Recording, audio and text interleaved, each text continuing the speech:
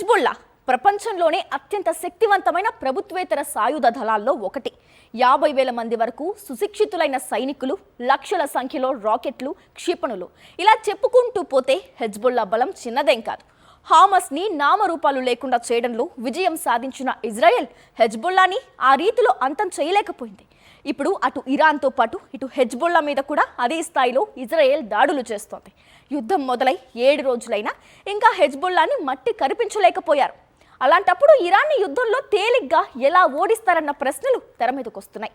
ఇక మరోవైపు హెజ్బుల్లా మీద అమెరికా పూర్తి స్థాయిలో ఫోకస్ పెట్టబోతోందా? అమెరికా, ఇజ్రాయెల్ కి ఇరాన్ కి మధ్య సాగుతున్న యుద్ధంతో పశ్చిమాసియా అంతా దద్దరిల్లిపోతోంది. యుద్ధం జరుగుతోంది ఈ దేశాల మధ్య అయినా యుద్ధ జ్వాలలు మాత్రం మిడిల్ అంతా వ్యాపించాయి. క్షిపణులు, బాంబులు, డ్రోన్ల దాడులతో మధ్యప్రాచ్యం మార్మోగిపోతోంది. కొత్త ప్రాంతాలకు దాడులు విస్తరిస్తున్నాయి. ఇరాన్లో దీర్ఘ శ్రేణి బాలిస్టిక్ క్షిపణి కేంద్రాలతో పాటు టెహ్రాన్ సహా ఇతర నగరాలపై ఇజ్రాయెల్ వరుస వైమానిక దాడులు చేస్తూనే ఉంది. ఇప్పటిదాకా ఇరాన్లో 174 నగరాలపై అమెరికా, ఇజ్రాయెల్ దాడులు చేశాయి. మొత్తం 636 ప్రాంతాలపై 1332 దాడుల్లో వేలాది క్షిపణులను ప్రయోగించాయి. ఇటు ఇరాన్ కూడా దాడులను కొనసాగించింది. ఇజ్రాయెల్లోని టెల్ అవీవ్, జెరూసలేంలపై క్షిపణులు, డ్రోన్ల వర్షాన్ని కురిపించింది. కొత్తగా అజర్బైజాన్ పై దాడులు చేసింది. మరోవైపు లెబనాన్ పై ఇజ్రాయెల్ దాడులను తీవ్రతరం చేసింది. హెజ్బుల్లా మిలిటెంట్స్ నుంచి ఇజ్రాయెల్ పైకి దాడులు పెరగటంతో దక్షిణ లెబనాన్ మీద మిసైళ్ల వర్షం కురిపించింది ఇజ్రాయెల్. అయితే ఒక మిలిటెంట్ సంస్థను నిర్వీర్యం చేయటమే ఇజ్రాయెల్ కి సాధ్యం కావటం లేదు. అలాంటప్పుడు ఇరాన్ని అంత త్వరగా దారికి తెచ్చుకోవటం సాధ్యమేనా అన్న ప్రశ్న యుద్ధం మరిన్ని రోజుల పాటు సాగుతుందా అన్న చర్చకు బలాన్ని చేకూరుస్తోంది. కేవలం క్షిపణి దాడులు మాత్రమే కాదు, ఏకంగా ఇజ్రాయెల్ సైనికులు లెబనాన్లోకి ప్రవేశించారు. హెజ్బుల్లా తీవ్రవాదుల్ని ఏరివేయటమే లక్ష్యంగా ముందుకు సాగుతున్నారు. అటు హెజ్బుల్లా కూడా బలంగానే ప్రతిదాడులు చేస్తోంది. హెజ్బుల్లా షియా ముస్లిం సంస్థ. లెబనాన్లో రాజకీయంగా చాలా ప్రభావవంతమైంది. లెబనాన్లో అత్యంత శక్తివంతమైన సాయుధ దళం దీని నియంత్రణలో ఉంది. ఇది 1980ల ప్రారంభంలో ఇజ్రాయెల్కు వ్యతిరేకంగా ఈ ప్రాంతంలో ఆధిపత్య షియా శక్తి అయిన ఇరాన్ దీన్ని స్థాపించింది. అప్పుడు లెబనాన్ అంతర్యుద్ధం సమయంలో ఇజ్రాయెల్ దళాలు దక్షిణ లెబనాన్ను ఆక్రమించాయి. హెజ్బుల్లా 1992 నుంచి లెబనాన్ జాతీయ ఎన్నికల్లో పాల్గొంటూ ప్రధాన రాజకీయ శక్తిగా మారింది. దాని సాయుధ విభాగం లెబనాన్లో ఇజ్రాయెల్, అమెరికా దళాలపై తీవ్రమైన దాడులు చేసేది. 2000 సంవత్సరంలో లెబనాన్ నుంచి ఇజ్రాయెల్ వైదొలిగినప్పుడు తామే వారిని తరిమి కొట్టామని హెజ్బుల్లా చెప్పుకుంది. అప్పటి నుంచి హెజ్బుల్లా దక్షిణ లెబనాన్లో వేలాది మంది ఫైటర్లు, క్షిపణులతో సహా అనేక రకాల ఆయుధాలను సమకూర్చుకుంటూ వివాదాస్పద సరిహద్దు ప్రాంతాల్లో ఇజ్రాయెల్ ఉనికిని వ్యతిరేకిస్తూ వస్తోంది. పాశ్చాత్య దేశాలు, ఇజ్రాయెల్, గల్ఫ్ అరబ్ దేశాలు, అరబ్ లీగ్ హెజ్బుల్లాను ఉగ్రవాద సంస్థగా గుర్తించాయి. 2006లో హెజ్బుల్లా సరిహద్దులు దాటి దాడి చేసినప్పుడు హెజ్బుల్లా, ఇజ్రాయెల్ల మధ్య పూర్తి స్థాయి యుద్ధం జరిగింది.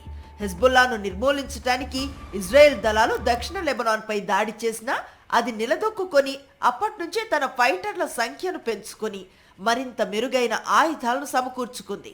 ప్రపంచంలో అత్యంత శక్తివంతమైన ప్రభుత్వేతర సాయుధ దళాల్లో హెజ్బుల్లా ఒకటి. దీనికి ఇరాన్ నిధులు, ఆయుధాలను సమకూరుస్తుంది. తమ వద్ద 1,00,000 మంది ఫైటర్లు ఉన్నారని హెజ్బుల్లా చెప్తూ ఉంటుంది. అయితే ఆ సంఖ్య 50,000 వరకు ఉండొచ్చని వార్ ఎక్స్పర్ట్స్ చెప్తూ ఉంటారు. వీరిలో చాలా మంది సాయుధ శిక్షణ పొందిన వాళ్లే. అలానే సిరియా అంతర్యుద్ధంలో పోరాడిన వాళ్లే ఉన్నారు. Centre for strategic and international studies అనే సంస్థ ప్రకారం హెజ్బుల్లా వద్ద 2 లక్షల వరకు రాకెట్లు, క్షిపణులు ఉండొచ్చని అంచనా. అలానే హెజ్బుల్లా వద్ద anti aircraft, anti ship క్షిపణులు, ఇజ్రాయెల్ భూభాగంపై దాడి చేయగల గైడెడ్ క్షిపణులు ఉన్నాయని చెప్తున్నారు. ఇవి గాజాలో ఇజ్రాయెల్ సైన్యంతో పోరాడిన హమాస్ వద్ద కంటే హెజ్బుల్లా దగ్గరే అత్యంత అధునాతన ఆయుధాలు ఉన్నాయి.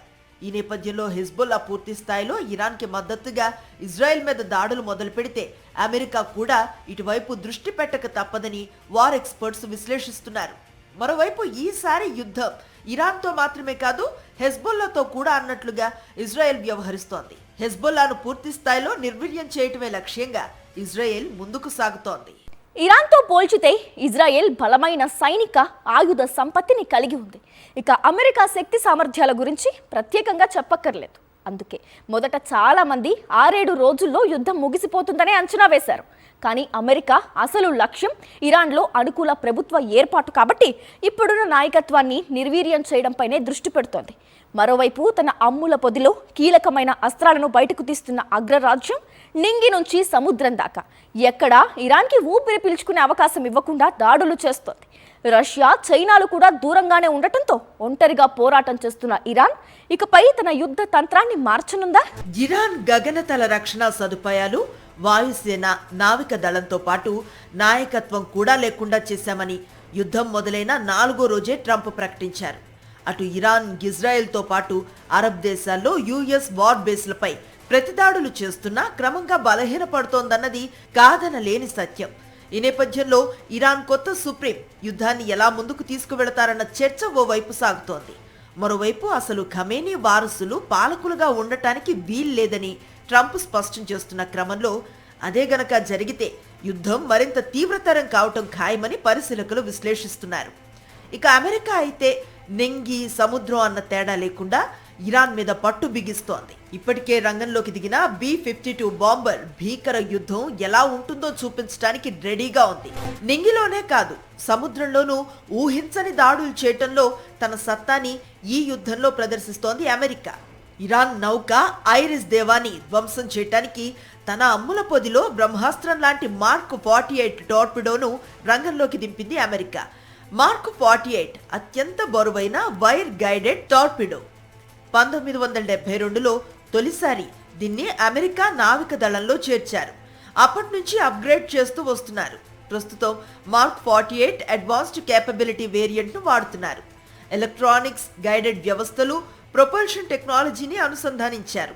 కిలోమీటర్ల దూరంలో ఉన్న లక్ష్యాలపై దాడి చేయగలదు. నౌకాదళ యుద్ధాల్లో అత్యంత శక్తివంతమైన సముద్రగర్భ ఆయుధంగా మార్క్ 48ని చెప్తుంటారు. సాధారణంగా యాంటీ షిప్ క్షిపణులు నౌకలను సముద్ర ఉపరితలం మీద నుంచి టార్గెట్ చేస్తాయి.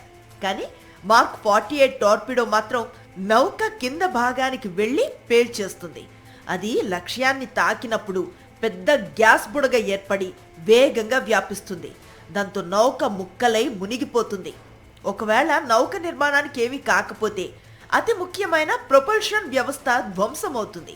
తాజాగా హిందూ మహాసముద్రంలో ఇరాన్ నౌక ఐరిష్ దేవాపై అమెరికా దీన్నే ప్రయోగించి ధ్వంసం చేసింది.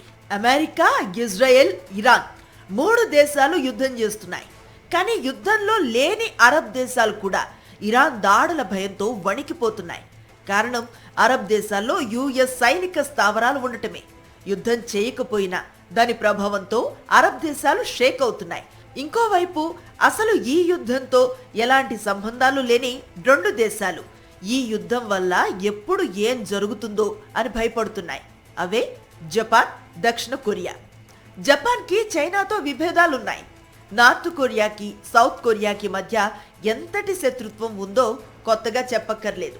అయితే చైనా నార్త్ కొరియా నుంచి జపాన్, సౌత్ కొరియాలకి అమెరికా యుద్ధవాహక నౌకలు, సైన్యం అభయం ఇస్తూ వచ్చాయి. ఇప్పుడు అమెరికా తన ఫోకస్ మొత్తం ఇరాక్ మీదకు మళ్లించడంతో China, North Korea tension Japan, South కొరియాలకు పెరుగుతోంది.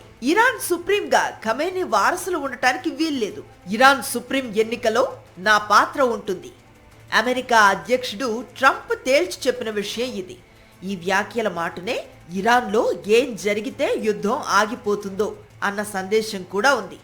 అయితే ఇప్పటికిప్పుడు అమెరికా అనుకున్నట్లుగా ఇరాన్లో జరిగే పరిస్థితి లేదు.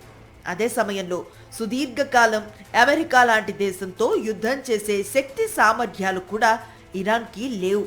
దీంతో రాబోయే రోజుల్లో యుద్ధం ఎలాంటి మలుపు తీసుకుంటుందన్నది ఆందోళనకరంగా మారింది. ఇది ఇవాల్టి మ్యాగజైన్ స్టోరీ. మరో ఇంట్రెస్టింగ్ టాపిక్ తో మళ్ళీ కలుద్దాం. అంతవరకు స్టే ట్యూన్ టు సాక్షి.